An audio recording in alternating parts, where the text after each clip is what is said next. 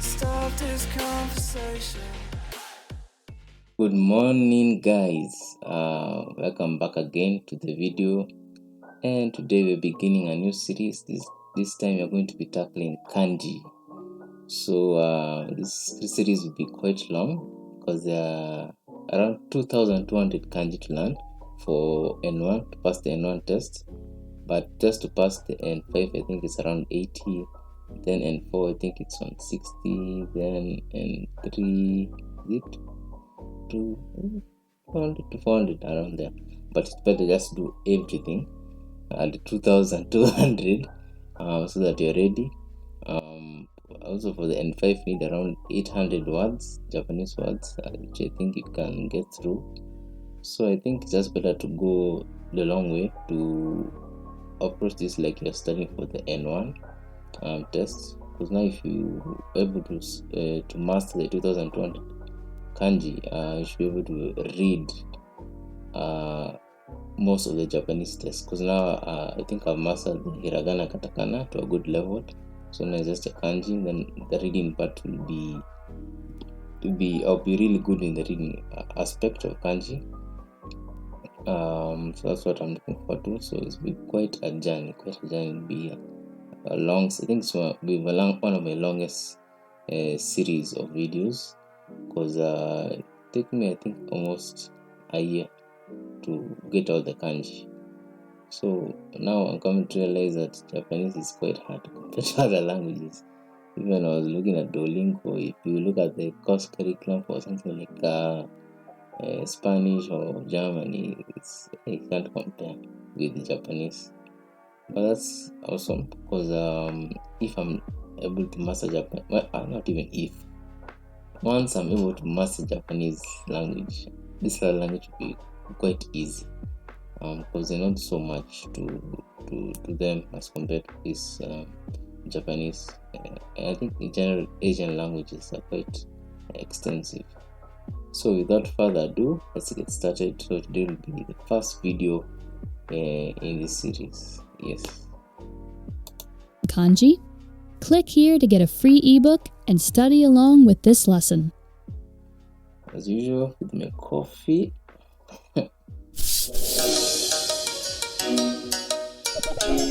Hi!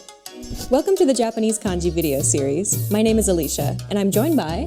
Hi everyone, I'm Risa. In this series, we will teach you the best method for learning Japanese kanji and teach you some of the most useful kanji characters along the way. That's right, and we're here to help guide you on your journey. In this first episode, you'll learn exactly what kanji is and why you need it, the best method of learning kanji, and about the building blocks that make up a kanji character. Okay, Risa, let's get right into it. First, let's explain what kanji is exactly. I think I already watched this video. It's quite simple actually. Kanji is the use of Chinese characters in Japanese writing. So Japanese actually uses Chinese characters in part of its writing. That's because Japanese writing actually originated from China, right? Right. A long time ago, Japan only used Chinese characters. Today, we use three different scripts together to write Japanese. Those three scripts are hiragana, katakana, and kanji. So for comparison, English only uses one script, the English alphabet, but Japanese uses three different ones. Kanji is the interpretation of Chinese characters into Japanese, and hiragana and katakana are scripts created after by Japanese people. You can kind of think of the latter two as the Japanese alphabet. We refer to them as kana. Learning kana is easy. It's just like learning the alphabet. You learn a limited number of letters, and using those letters, you can put them together to form words. On their own, though, they don't really hold any meaning. Kanji, however, is different. There are thousands of them, and hidden beneath each one lies a secret. I think if you can do kanji, then Mandarin or Chinese, I don't know the difference. That should be very easy, especially now that they're written part. Message. One kanji character can say more than 100 of these letters because it represents an idea. A wealth of meaning can be uncovered from this single character. The concept and meaning, however, will only reveal itself if you know where to look. And this is the true power of kanji. Okay, now that we know what kanji is, how do we actually start learning kanji? There are many ways to start learning kanji. The most obvious way, although not the most effective, is to simply memorize them. Like learning the alphabet or learning new words, you can start learning kanji by memorizing a few each day, every day, until you've memorized them all. Unlike learning the alphabet, however, which consists of only a small set of letters, there are thousands and thousands of kanji characters, each with their own unique concept and meaning. You can memorize the alphabet in a few days, but memorizing every kanji there is? Let's just say that should be active for a very, very long time. What I'm hearing is 10,000 plus kanji, but only those 2,200 nouns are most commonly used. It's crazy. And let's hope that you don't forget a few along the way. Memorizing each individual kanji one by one just isn't practical. There are simply too many of them. Thankfully, there's a more effective way to learn kanji, and that's by learning the radicals. A kanji character can be broken down into smaller components. These smaller components are called radicals.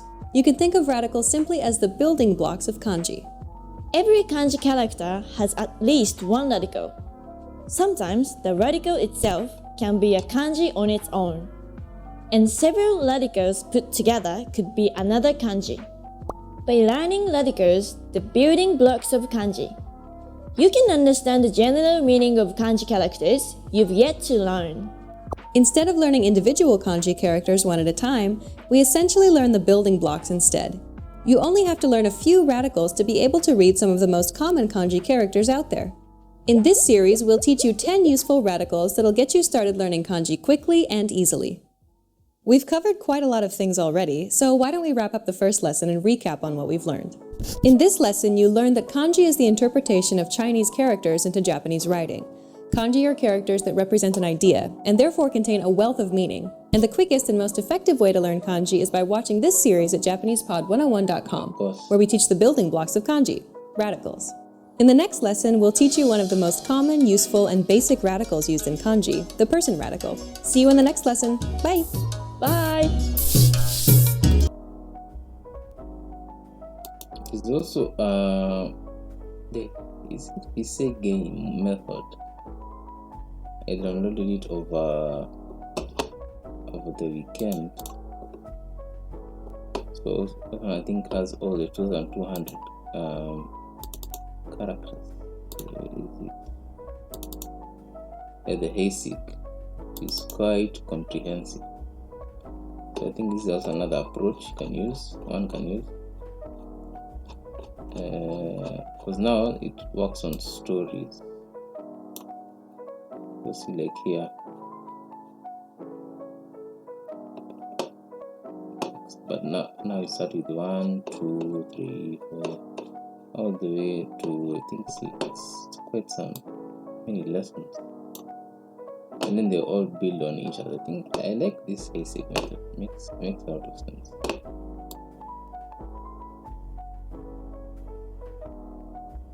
Because they're building on the previous knowledge.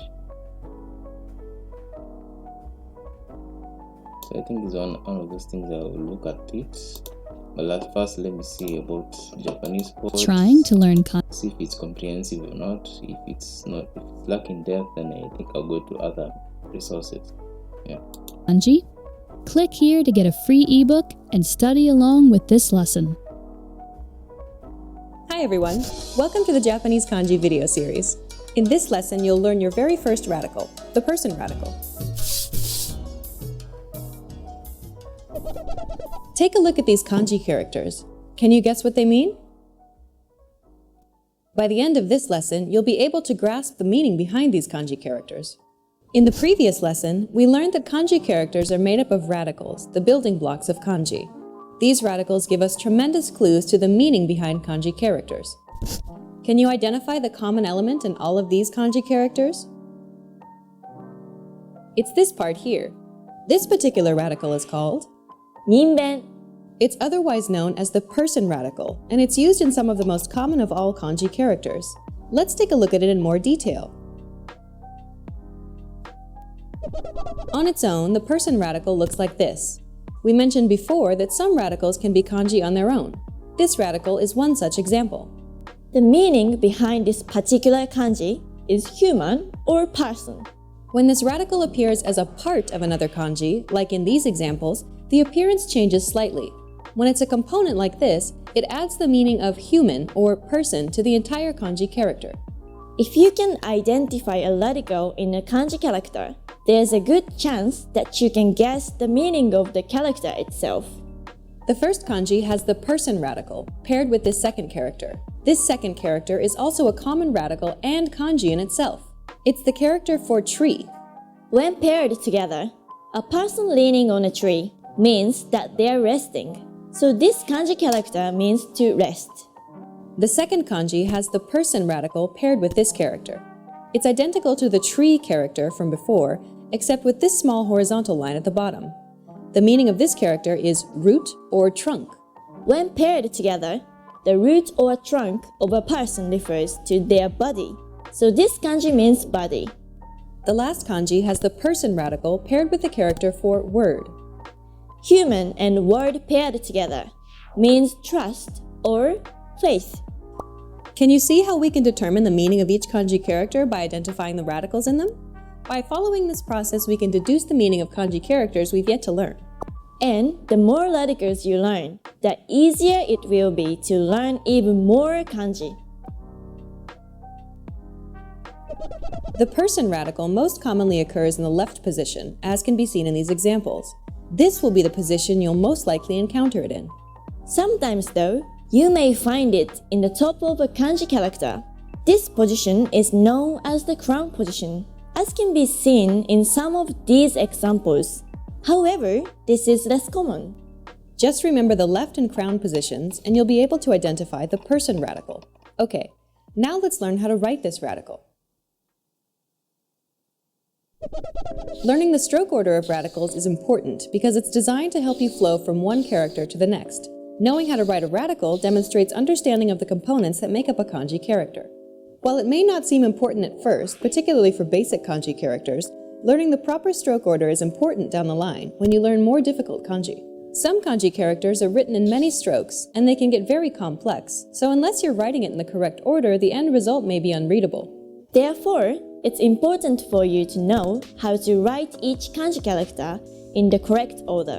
While there are some rules to kanji stroke order, there are no hard and fast rules to learning them.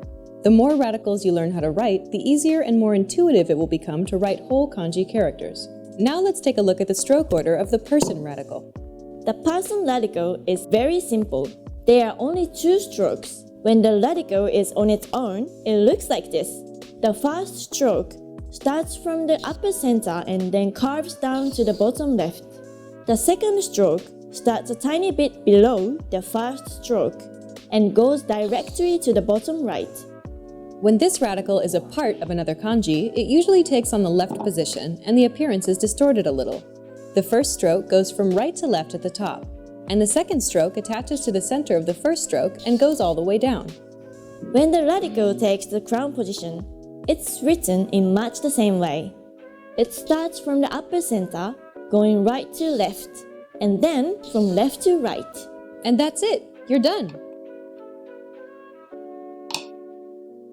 Kanji characters can have multiple readings. They're usually broken down into 2 groups called on and kun readings. The on reading mimics the original sound made in Chinese, while the kun reading is a revised reading used to integrate with the Japanese alphabet.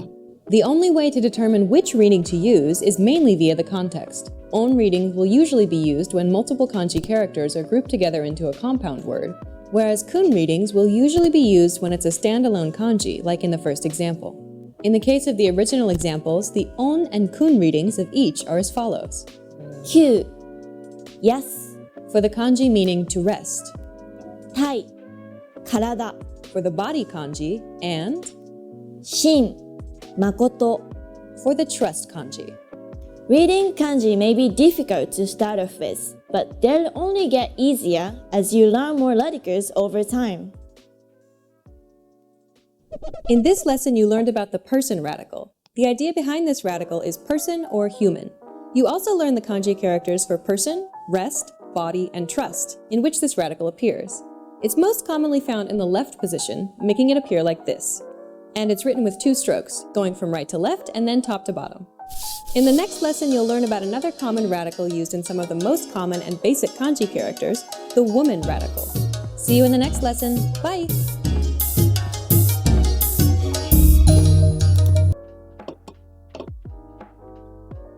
I don't know. Now I'm thinking this book is very I'm thinking the book is very simpler to understand. Because it doesn't have a lot of stories. And it takes you from what I've seen. Hey, it's mouse. I'm trash. Oh, no. From what I'm seeing,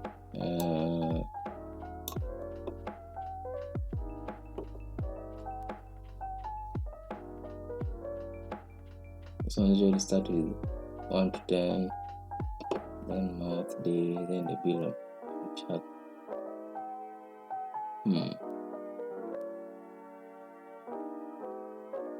If I do 5 or 10 every day, this one's a quite many. So like 11,600.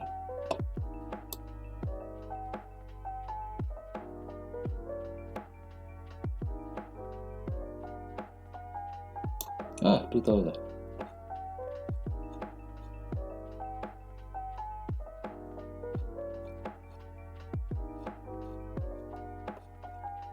$2,042.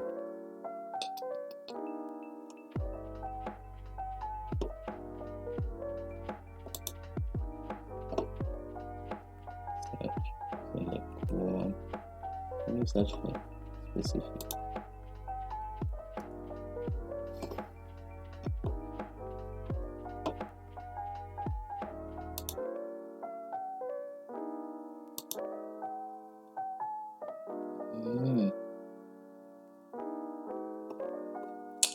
I think I'll use this. I'll use the Heisig. For me, it's more comprehensive. It makes more sense.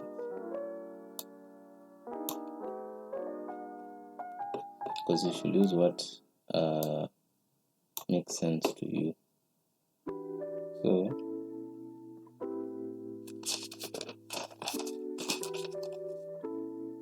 because me, I want to learn everything. And from what I'm seeing, these other guys not that comprehensive.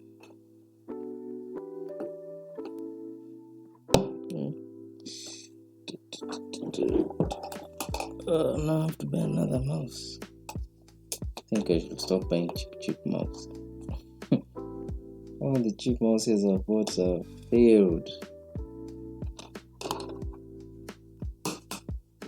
I need to save, buy a good mouse. Then I'm done with that story. I'll just get a better laptop. I think that's the ultimate solution. Get a way better laptop.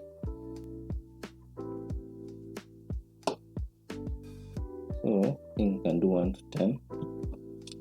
1 to 10 is pretty easy.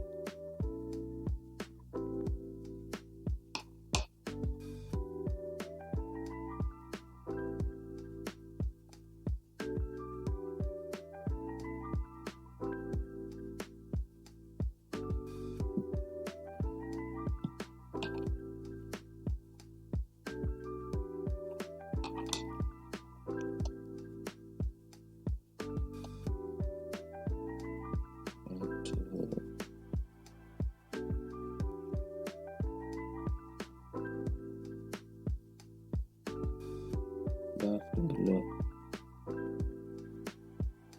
3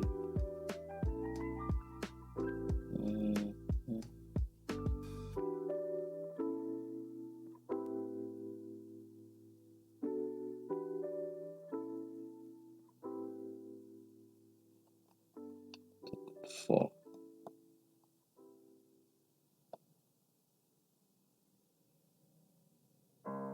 Two primitive elements, mouth and legs. So it's a head.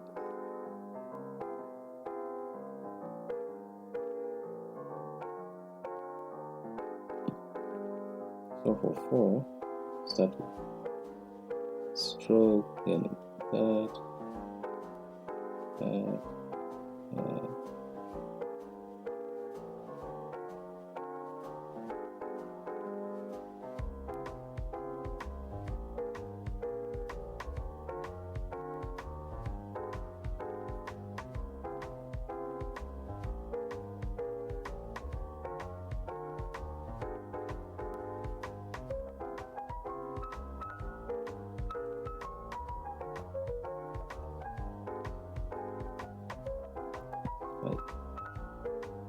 5.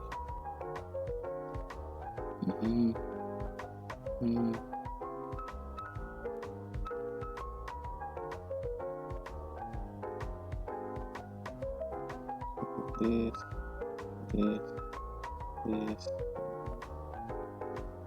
So Japanese go left to right, then up to bottom. Sha, sha, sha, sha, sha.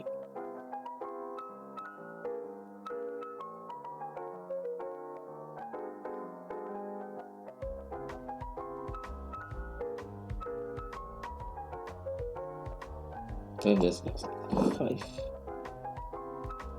and 6. So if I do 10 every day, that would be 200 days. So I'll be done. Hey, that's up next year.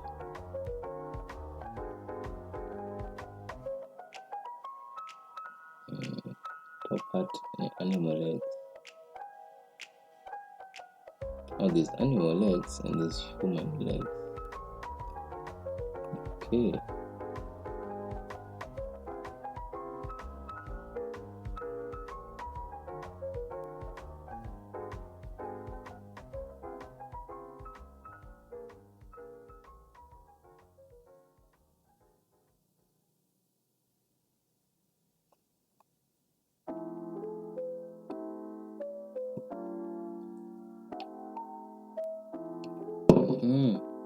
I remember I was seeing this.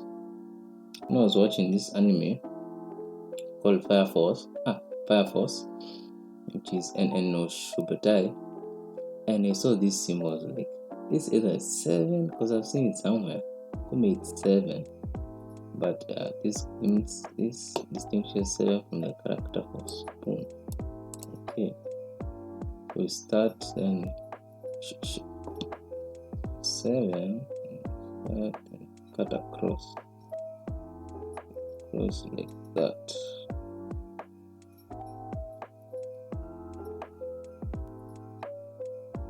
So this one will definitely require me to be practicing a lot during the day.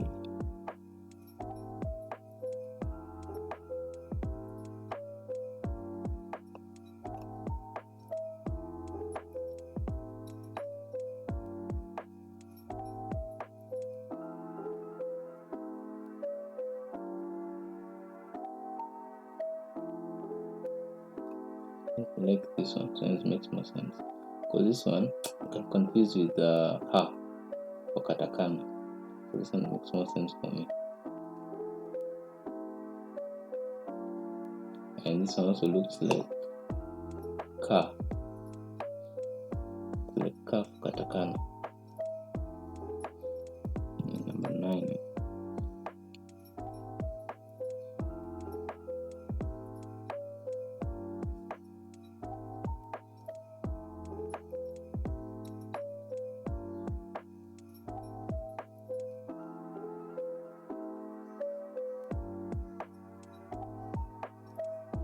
And then it's just a cross.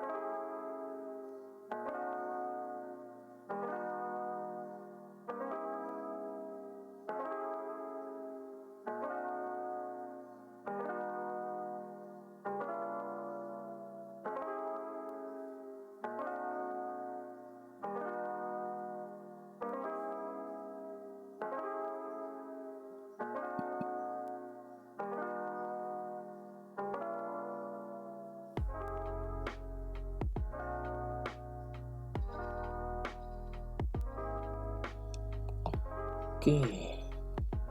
it. So tomorrow I'll do 11 up to 20, and also make sure I can still remember 1 to 10. So I think I'll be doing that. First thing will be to review what I've learned in the previous sessions, then proceed with the day's lesson. So now by the end of this week I should know it's like 60, yeah, because today is Tuesday. Slowly but surely we'll work our way up. In a month you should be doing at least 300. It's quite a lot.